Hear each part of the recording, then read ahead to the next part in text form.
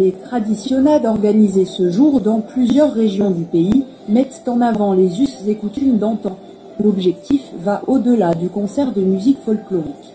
C'est de parler au public de tout ce qui fait les arts et traditions populaires et que l'on véhicule bien sûr à travers les groupes folkloriques, mais que l'on a envie de transmettre aussi aux jeunes générations. Et pour les transmettre, il faut qu'on les montre.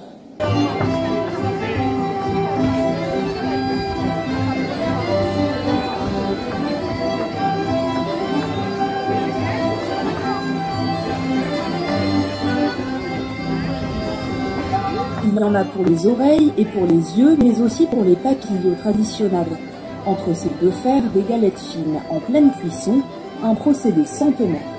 On met une boule de pâte à l'intérieur et on fait chauffer ça dans la cheminée normalement. On peut penser que ça peut être religieux, mais ça peut être aussi la galette de nos grands-mères qui fabriquaient dans leur cheminée, parce qu'il n'y a pas forcément l'épicerie qui était à côté dans les campagnes.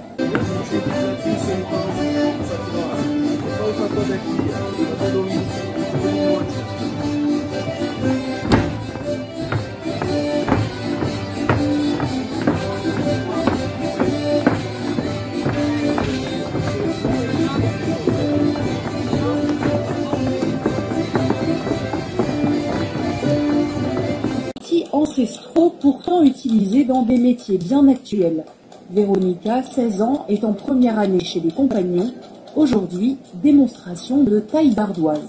Dans notre métier, on a presque pas de machine électrique. C'est pas comme les menuisiers, les scies formales, pour faire les plaquages. Nous, on a des outils, c'est tout manuel en fait. C'est des métiers d'autrefois et qui sont aujourd'hui reconnus. Plus que reconnu parce que on fait beaucoup de restauration dans des bâtiments anciens et on travaille justement à l'ancienne pour ces métiers-là.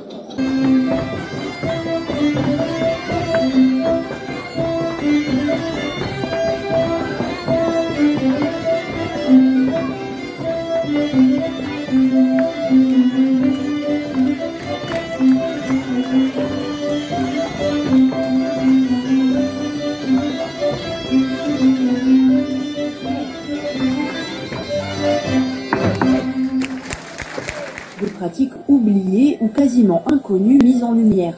Jean-Paul Ringot crée des cordes à la main, nostalgique du bon sens des anciens. Les vieux, ils étaient plus intelligents que nous, finalement. On n'a rien inventé, nous.